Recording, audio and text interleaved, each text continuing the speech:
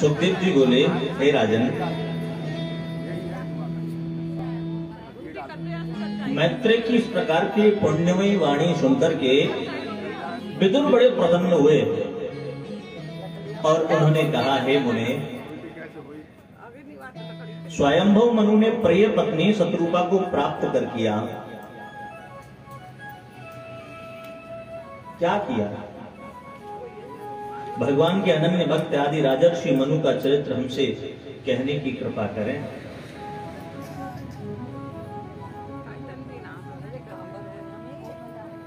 तब मैत्रेय मुनि कहने लगे, हे विदुर जी,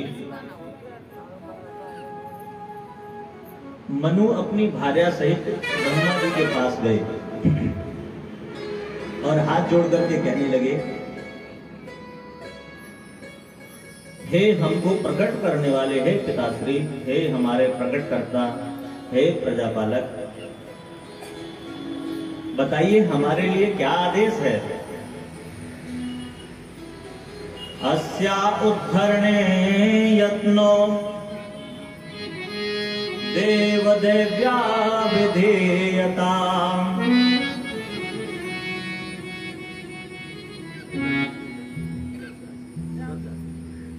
जब उन्होंने ऐसा पूछा कि हमारे लिए क्या आदेश है, हम क्या करें, हम आपकी किस मनोकामना को पूर्ण करने के लिए प्रयत्न कर सकते हैं, तो ब्रह्मा जी ने कहा, हे पुत्रों, बालकों को ऐसा ही होना चाहिए। संतान को प्रायः माता पिता के मनोयोग को पूर्ण करने वाला ही होना चाहिए। उन्होंने कहा, तुम सृष्टि करो, सृष्टि करने में मेरा सहयोग करो। तब मनु ने कहा, हे पिताश्री, मैं आपकी आज्ञा का पालन करने के लिए प्रस्तुत हूं, किंतु पृथ्वी इस समय जल में निमग्न है, सृष्टि किस पर करूं? हे देव, आप उसे निकालने का उपाय करें। अब ब्रह्मा जी ने विचार किया, कुछ स्तब्ध होकर के सोचने लगे और सोचते ही सोचते भगवान का जैसे ही ध्यान किया, आज मेरे गोविंद ने ब्रह्मा जी की नासिका से एक छोटे से शूकर रूप में प्रकट हो गए, अवतार ले लिया और देखते ही देखते जैसे ही पृथ्वी पर जल पर आए, वैसे देखते ही देखते विशाल गाय रूप हो गया। बोलो श्री शूकर भगवान की जय।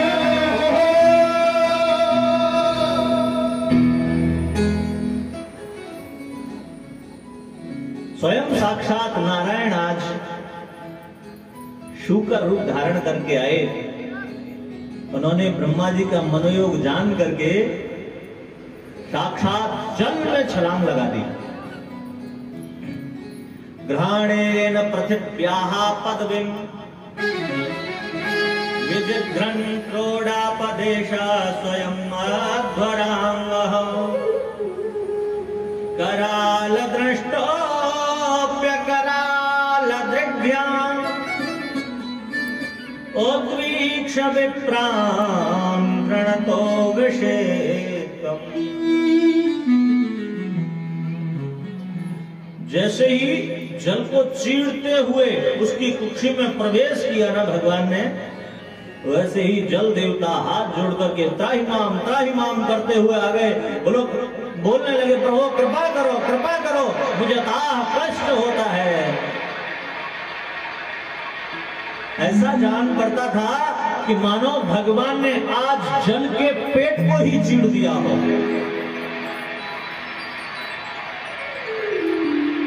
भगवान ने आश्वासन दिया, हे देव, तनिक भी विचलित न हो, मैं तो जन कल्याण के लिए ही ऐसा कर रहा हूं।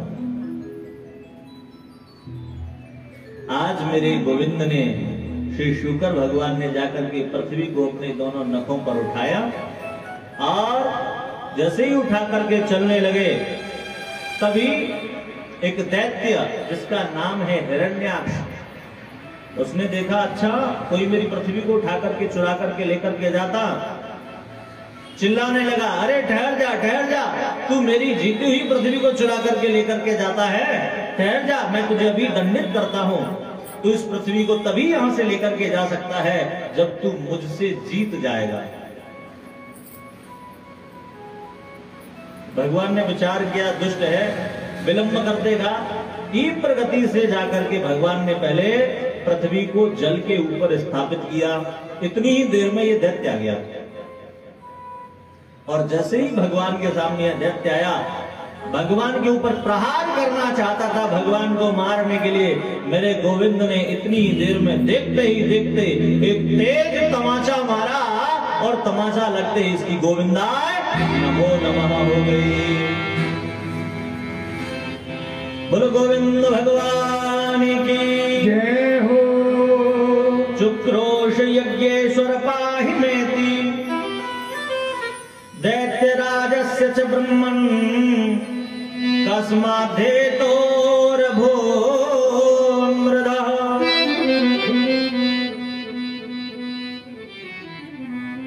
परीक्षित भगवान ने पूछा, प्रभु भगवान ने अभी जिस दैत्य का वध किया, जिसके बारे में अभी आपने बताया, वो दैत्य कौन है, कहां से आया, और ये इतना विकराल कैसे हो गया कि भगवान से युद्ध करने के लिए तत्पर हो गया।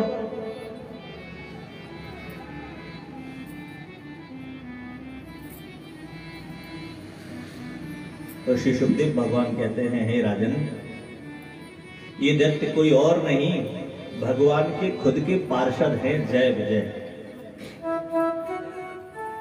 सनत कुमारों का अपमान करने के कारण एक बार सनत कुमार भगवान के दर्शन करने के लिए आए, तो इन जय विजय ने द्वार पर ही रोक दिया। सनत कुमारों ने कहा, अरे भाई सुनो, हम भगवान के भक्त हैं, और हमारे लिए तो द्वार पर भगवान के यहाँ जाने के लिए कोई अवरोध होना ही नहीं चाहिए, तुम हटो यहां से।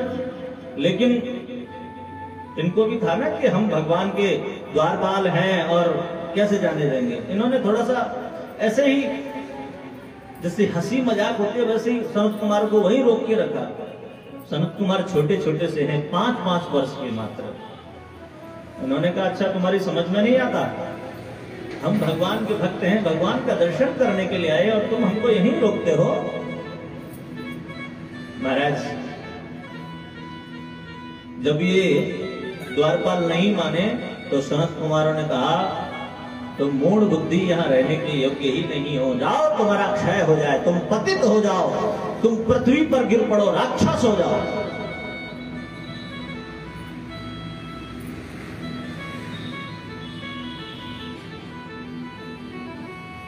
हे परीक्षित,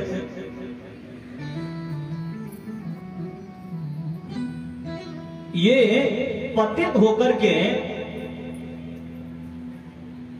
ऋषि कश्यप की पत्नी दिति के पुत्र के रूप में हुए। बोले महाराज, तब ये दैत्य ऋषि पत्नी कश्यप दिति के रूप में कैसे हुए? बोले हाँ सुनो, एक बार संध्या का समय था।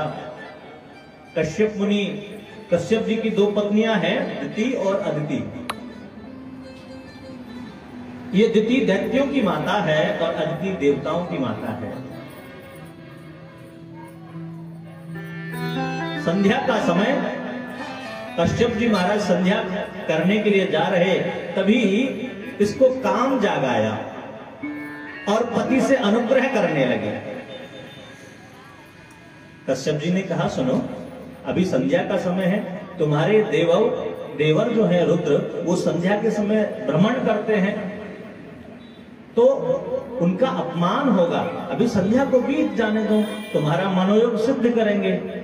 महाराज, लेकिन ये दिति कामातुर इतनी हुई कि ये उनके धोत वस्त्र को पकड़ करके बैठ गई। जब इसकी मनोयोग इच्छा देखी तो श्री कश्यप जी महाराज ने इसके साथ शयन किया, फिर स्नान आदि करके संध्या वंदन करके अपनी मनोवृत्ति पूर्ण की। अब ये बाद में हाथ जोड़कर स्नान आदि करके कश्यप जी महाराज के सम्मुख आई और हाथ जोड़ करके प्रार्थना करने लगी, हे प्रभु, मैंने आपका अपमान किया है, मैंने देवर्षि रुद्रदेव जी का अपमान किया है, मुझे क्षमा करें हे प्रभु। इस अपमान के बदले आप मेरे गर्भस्थ शिशुओं को शाप न दें, उन्हें नष्ट न होने दें। कश्यप जी महाराज ने रुष्ट होकर कहा, है देवी, तुमने बहुत अनुचित किया है, मेरा भी अपमान किया, रुद्र का भी अपमान किया, इसलिए जाओ, तुम्हारे गर्भ में 2 राक्षस जन्म लेंगे और वो इतने विशालकाय होंगे कि सारी दुनिया उनसे थर थर कांपेगी, यहां तक कि स्वर्ग भी स्वर्ग जैसा न रहेगा, स्वर्ग को भी देवताओं से विहीन कर देंगे, खुद स्वर्ग पर जाकर के आधिपत्य स्थापित करेंगे।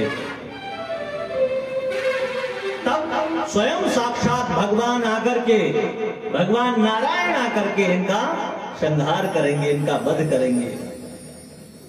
हाथ जोड़ करके कहती है, प्रभु, अगर मेरे पुत्रों का बलिदान, अगर मेरे पुत्रों का वध भगवान के हाथ से होता है तो इससे अच्छी बात भला क्या होगी।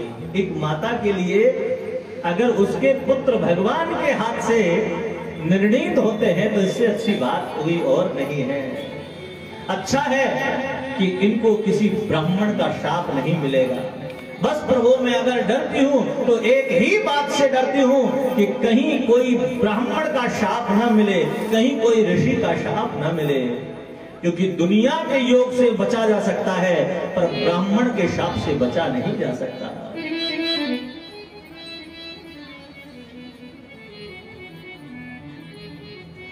कश्यप जी महाराज कहते हैं, देवी, पर मैं आपसे एक बात से बड़ा प्रसन्न हूं कि आपने आकर के मुझसे याचना की, रुद्र से याचना की, इसलिए जाओ देवी, इनके आपके पौत्र के रूप में भगवान के भक्त का जन्म होगा, जो कि आपके पूरे कुल को तारने वाला होगा।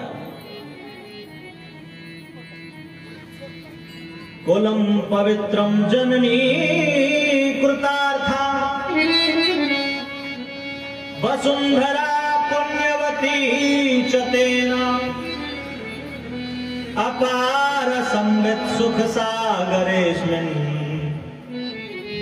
लीनं परे ब्रह्मण्यस्य चेता।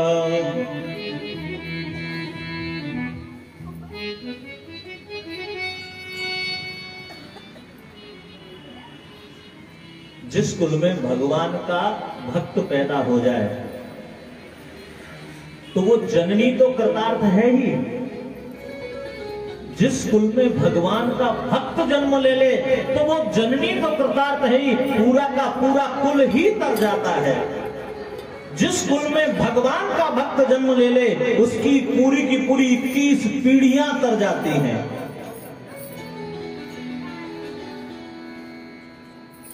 ऐसी माता को धन्य है, ऐसी माता की कोख को धन्य है जिस माता से एक भक्त का जन्म हुआ है। तदा मनुं ससर्जान्ते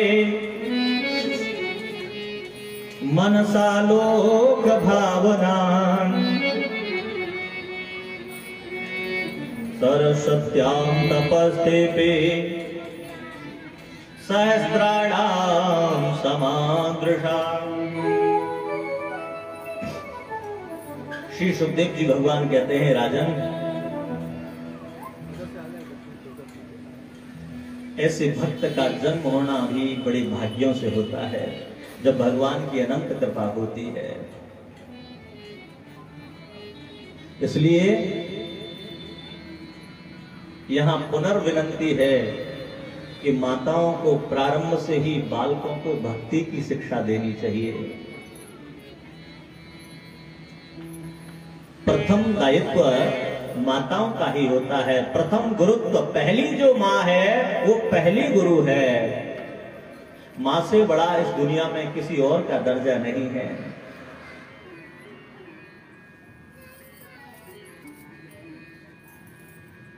श्री सुखदेव भगवान कहते हैं, राजन, विदुर जी ने मैत्रेय जी से पूछा स्वायंभुवस्य च मनोर्वंशः परम सम्मतः कथ्यतां भगवन् यत्र मैथुनेन धीरे प्रजा। आइए अब मैं आपको मैथिली सृष्टि की ओर लेकर के चलता हूं। हे प्रभु, अत्यंत प्रशंसित स्वयंभू मनु का वंश, जिसमें मिथुन धर्म से प्रजा की वृद्धि हुई, कृपया आप उसका वर्णन करें। विदुर जी महाराज ने मैत्रेय जी से प्रश्न किया। स्वयंभू मनु के 2 पुत्र और 3 कन्याएं थी। हे प्रभु, इनके वंश का वर्णन श्रवण कराएं, मैं यही चाहता हूं।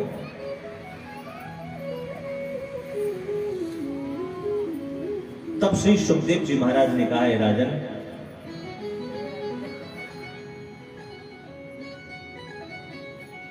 भगवान मनु जी की कन्या देवहूति का विवाह कर्दम ऋषि के साथ में हुआ। आइए मैं उनके वंश का वर्णन तनिक विस्तार से श्रवण कराता हूं। सरस्वत्यां तपस्तेपे सहस्राणां समादशः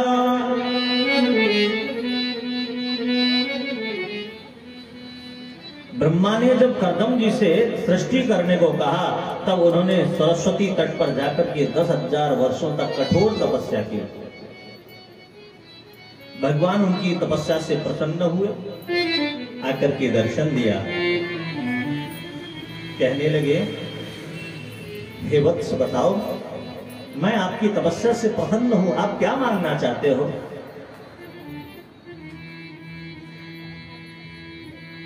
कर्दम जी कहने लगे, हे भगवान,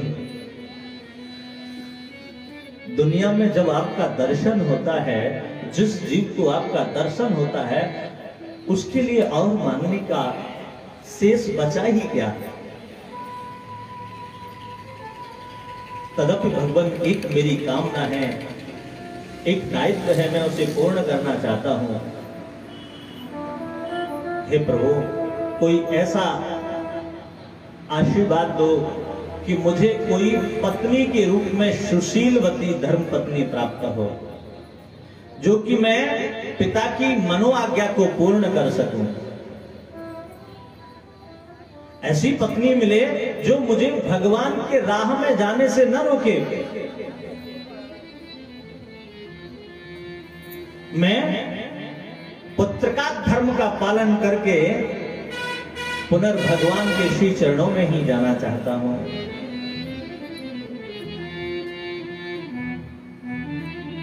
तद्वयं निर्वलीकेन प्रतिपद्यामहे हृदा।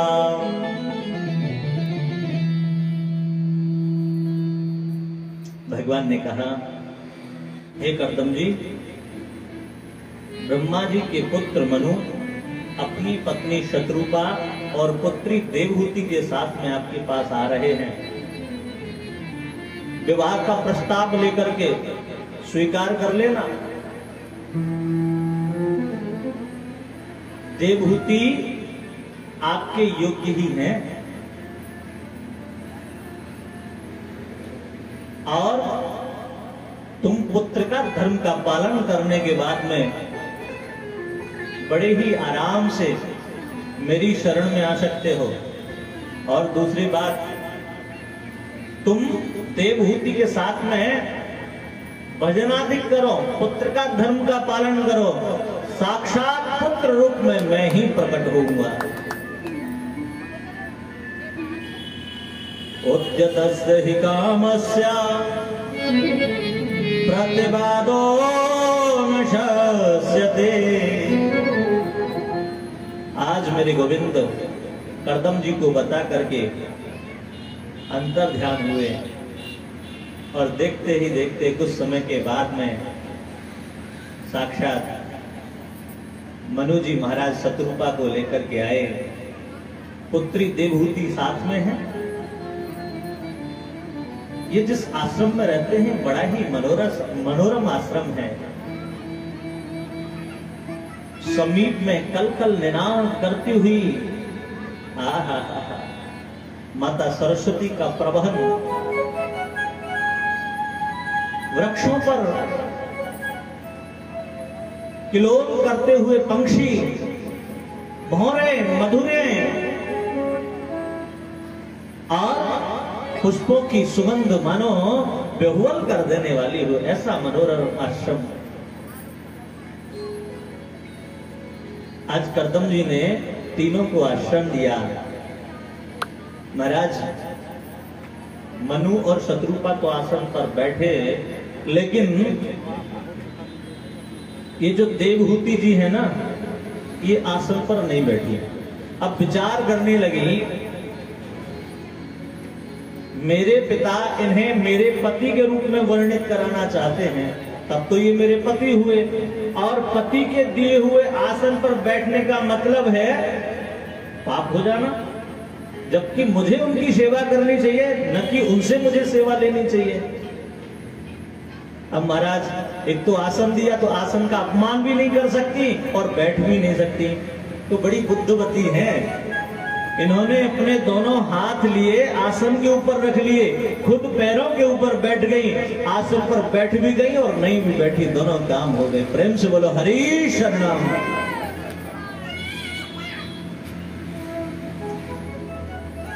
याम हर्म पृष्ठे क्वदंघ्रिशोभा विक्रीडन्तीं कन्दुकविह्वलाक्षीं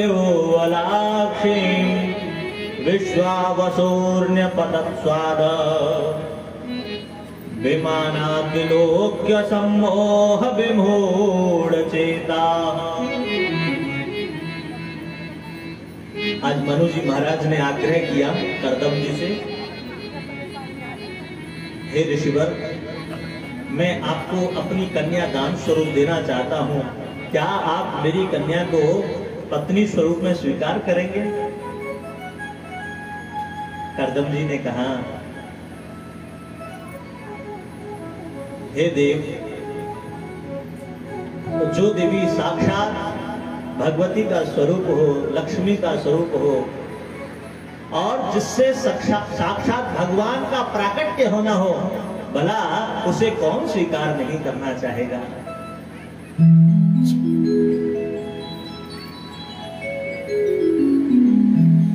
मनु जी ने अपनी कन्या का हाथ श्री करदम जी महाराज के हाथ में दिया, बहुत सुंदर विवाह किया। वस्त्र आभूषण, दास दासियां, नाना प्रकार के स्वर्णाभूषण दिए, लेकिन करदम जी महाराज ने सबको निरा कर दिया। बोले, हम तो जंगलवासी हैं, हम ऋषि हैं, हमें इनकी कोई जरूरत नहीं है।